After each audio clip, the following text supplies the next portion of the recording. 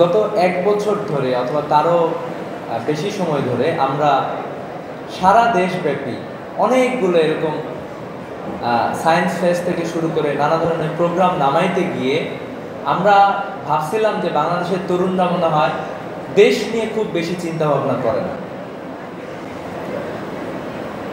এর আগে জুলাই বিপ্লব আমাদেরকে ভিন্ন কিছু দেখায়।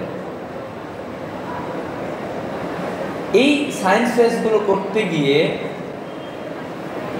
আমরা দেখলাম যে আমাদের বাংলাদেশের তরুণরা অনেক অনেক চিন্তা করে, অনেক অনেক ইনোভেশন করার ইচ্ছা তাদের।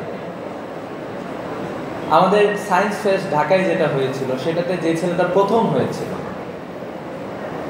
সে যে ইনভেনশনটা করেছিল ওইখানে যারা বাইরে থেকে পিএইচডি ডিগ্রিধারী বেশ কয়েকজন ছিলেন ইভ্যালুয়েশনে, যে কার এই ইনভেনশনগুলো কীরকম হয়েছে অথবা কার প্রজেক্টটা কীরকম হয়েছে।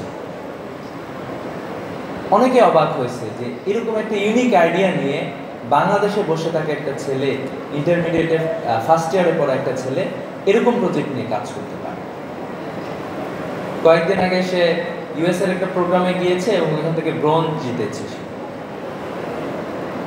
তো আমরা দেখলাম যে প্রত্যেকটা প্রজেক্ট মানে দেশকে নিয়ে গড়া। কেউ একজন কোন একটা কিছু বানাইছে দেশকে প্রোটেক্ট করার জন্য, কোন একটা সমস্যার সমাধান করার জন্য। তো এই জন্য আমি তোমাদেরকে এই জায়গা থেকে বলবো যে বাংলাদেশের মানে দুইটা বিষয় বাংলাদেশে দেখা যায় সবসময়। যারা আমাদেরকে নেতৃত্ব দিছে তারা সবসময় দুর্নীতিগ্রস্ত ছিল।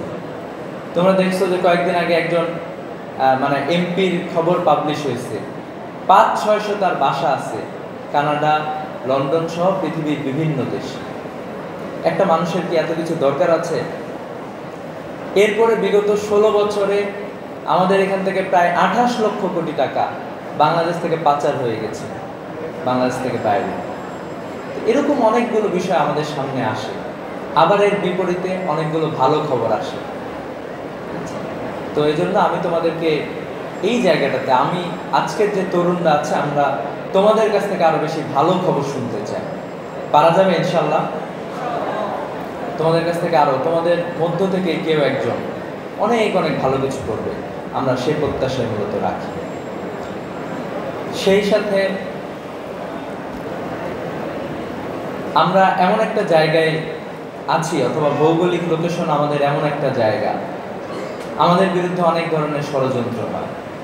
তোমরা দেখেছো যে বিগত ১৬ বছরে যারা আমাদেরকে শাসন করেছে তারা আসলে আমাদের দেশের হয়ে কখনোই কথা বলে না। বাইরের দেশ, আমাদের প্রতিবেশী দেশ যখন আমাদের জনগণকে গুলি করে মারে সীমান্তে, তখন এরা চুপ ছিল।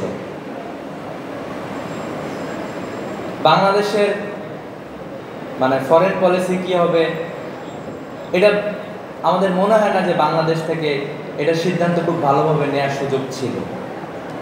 এরকম একটা জায়গায় আমরা চলে গিয়েছি।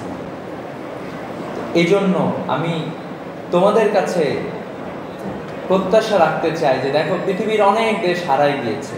আমাদের আশপাশের হায়দ্রাবাদকে তারা দখল করে নিয়েছিল, সিকিম তারা দখল করে নিয়েছে, ভুটান বলা যায় যে এক প্রকারের অর্থনৈতিকভাবে তারা দেউলিয়া। বাংলাদেশ কি কখনো কারো অধীনে যাবে? বাংলাদেশকে তার স্বাধীনতা ধরে রাখার জন্য বাংলাদেশের তরুণ সমাজ ইতিপূর্বে যেভাবে জীবন দিয়েছে সেই জায়গাটা থেকে আমরা আমাদের ইনোভেশনের জায়গা, আমাদের সততার জায়গা, আমরা যাতে এই দুইটা জায়গাতে সামনের দিকে আগায় যেতে পারি, তোমাদের কাছ থেকে আমরা সেই প্রত্যাশা রাখতেছি।